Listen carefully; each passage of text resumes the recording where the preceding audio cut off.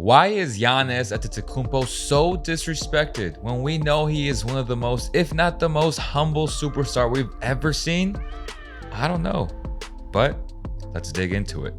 Giannis comes from humble beginnings and he doesn't take anything for granted. You can see that when he plays a game of basketball. He loves the game. He plays every single possession like it's his last. That's why he has such a huge fan base, and I'm a huge part of that. And when I see guys like Gilbert Arenas, who was a very good basketball player, continually disrespect him, I just don't understand it. And when I see Clutch Points post stuff like this, where he's not part of the top 3 power forwards in NBA history, are you kidding me? Even when you talk about just impact alone, Giannis surpasses any of those things. And for a lot of people who don't look at the analytics, let's just look at the counting stats, because Kevin Garnett or Dirk will never had seasons like Giannis has. Giannis has the accolades. He has the stats to back everything up. And yet he's not on this Mount Rushmore of power forwards. Are you serious? Yes, Tim Duncan, the greatest power forward to ever live. But come on, man. The disrespect needs to stop, because Giannis is without question in the top 3 already, and his career it's not even close to being finished. Think about this. Kevin Garnett's best season was the 2003-2004 season, where he averaged 24.2 and 13.9, so 14 rebounds, 24 and 14. Hell of a season. No hate. Acknowledge the greatness, right? The T-Wolves were phenomenal that year. But when you look at Giannis, his best season was the 2019-2020 season, 29 points, almost damn near 30 points. And he averaged 13.6 rebounds. Like, these stats are just ridiculous. And to not have him there, it's just a shame, right? Dirk. Let's look at Dirk's best season.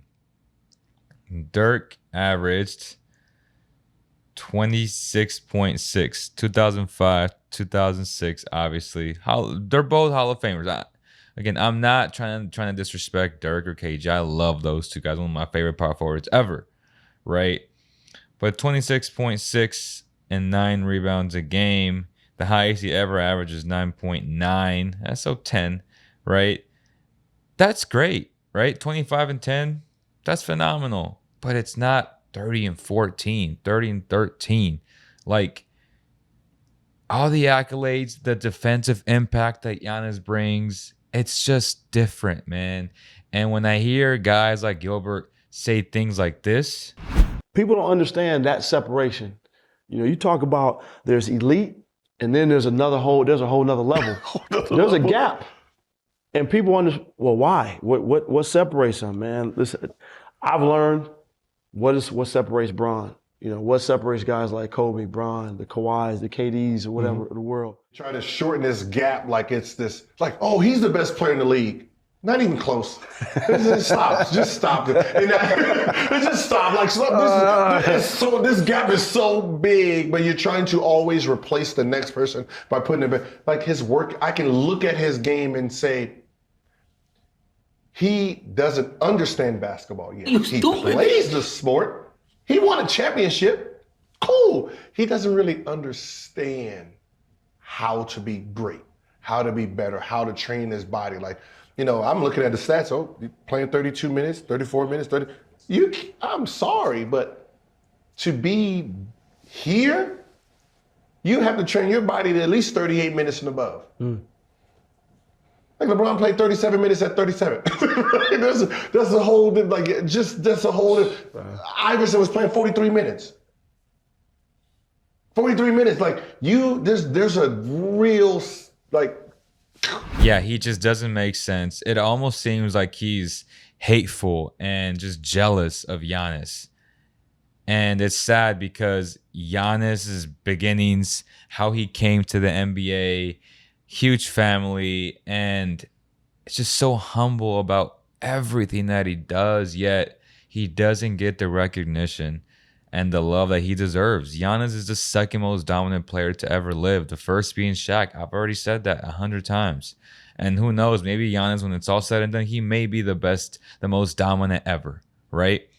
But the fact that he's not even in this top 3 rushmore is just crazy. And again, we have guys like Karl Malone and Charles Barkley also on the outside looking in. We can make arguments that those two deserve to be over KG and Dirk. For real though, when I look at this list, it just makes me very angry, and it just shows the lack of knowledge that a lot of these dudes who just make graphics and post things like this to create a reaction just pisses me off, man. Let me know in the comments below what you guys think. If you guys enjoyed this video, please like, share, and subscribe.